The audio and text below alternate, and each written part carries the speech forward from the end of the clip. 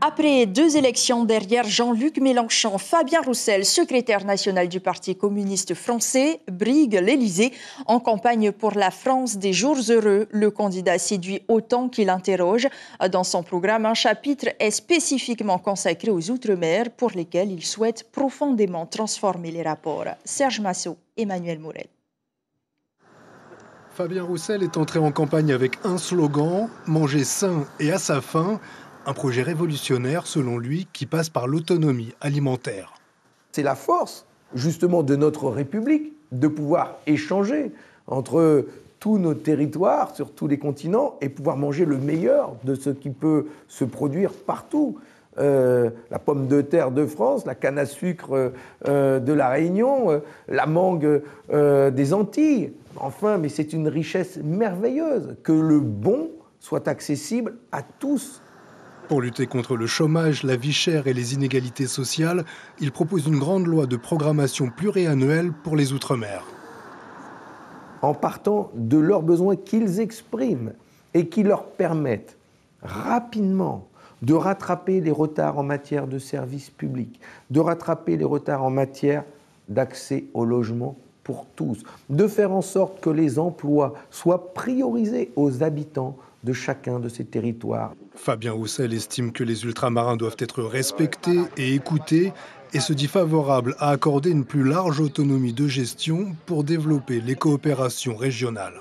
Je permettrai à ces territoires de pouvoir avoir des relations économiques, des accords de coopération avec les pays voisins hors Union européenne, et si ça ne porte pas préjudice aux intérêts de la France. Le candidat communiste veut garantir l'usage des langues locales. Il souhaite que l'histoire de l'esclavage soit enseignée dans toutes les écoles et même créer un jour d'hommage national férié. Pour que l'on puisse se souvenir et que l'on puisse valoriser ces hommes et ces femmes qui, malgré le poids de leur chaîne, ont réussi à les faire sauter. C'était, à l'échelle de l'humanité, pas si vieux que ça. En 2007, Marie-Georges Buffet, dernière candidate communiste à l'élection présidentielle, avait recueilli 1,93% des suffrages. Et nous saurons le 10 avril donc combien de suffrages obtiendra Fabien Roussel. En avril, il s'agira du premier rendez-vous électoral de l'année. Le second se tiendra en juin avec les élections législatives. Nous allons aborder les questions pratiques avec vous, Cybèle. Bonsoir. Bonsoir. Si l'on est absent le jour du scrutin, peut-on tout de même voter ? Et oui, avec le vote par procuration, voter par procuration, c'est demander à quelqu'un de placer le bulletin dans l'urne à votre place, de voter à votre place. Celui qui donne procuration, eh bien, c'est le mandant. Et celui à qui vous confiez votre vote, eh bien, c'est le mandataire. Il faut savoir que c'est un électeur qui doit absolument voter pour vous. Il est forcément inscrit sur les listes électorales. Et faut-il être inscrit dans la même commune ? Eh bien, c'est la nouveauté de 2022. Non, on n'est pas obligé d'être inscrit dans la même commune. Le mandataire et le mandant n'y sont plus obligés. Le mandataire, par contre, doit se rendre dans le bureau de vote du mandant pour participer au scrutin. En clair, par exemple, si vous habitez et que vous avez l'habitude de voter à Fa'a, eh bien, vous pouvez tout à fait, dans la même journée, rejoindre Afraïtou pour voter si on vous a donné une procuration. Alors, vous allez me demander à combien de procurations on a droit. Eh bien, chaque électeur peut recevoir une seule procuration si elle est établie en France, en tout cas sur le territoire français.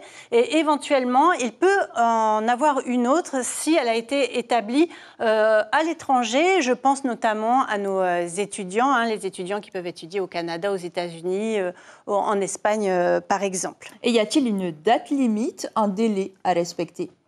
Eh bien, oui et non. Une procuration peut être établie à tout moment, jusqu'à même au moment de l'élection. Mais il est fortement conseillé de la réaliser avant, de remplir les formulaires avant, à cause des délais d'acheminement en mairie. Ils peuvent s'avérer longs. Et puis, si on s'y prend trop tard, on ne peut pas voter. Effectivement. Et l'affaire des procurations à Arouet lors des municipales de 2020, on s'en souvient. Est-ce que cela a changé quelque chose, selon vous ? Ah oui, tout à fait, puisque cette affaire a révélé 115 procurations irrégulières. Donc, autant vous dire que les agents qui réceptionnent les demandes, le Haut-Commissariat me l'a encore confirmé aujourd'hui. Je cite, « Les procédures internes de contrôle ont été renforcées pour garantir le respect du code électoral. » Cela signifie qu'il y a une vigilance accrue. Je vous rappelle qu'il faut quand même se présenter en personne avec une carte d'identité. Vous pouvez donc vous rendre au commissariat de police pour réaliser ces procurations, en brigade de gendarmerie, au tribunal également, que ce soit à Tahiti ou à Nukuhiva ou encore à Ayatea. En cas éventuellement de problèmes de maladies graves, éventuellement les agents peuvent se rendre à votre domicile pour établir ces procurations, mais il faut le justifier. Merci beaucoup, Cybèle, pour toutes ces informations pratiques. Et voilà qui referme cette rubrique.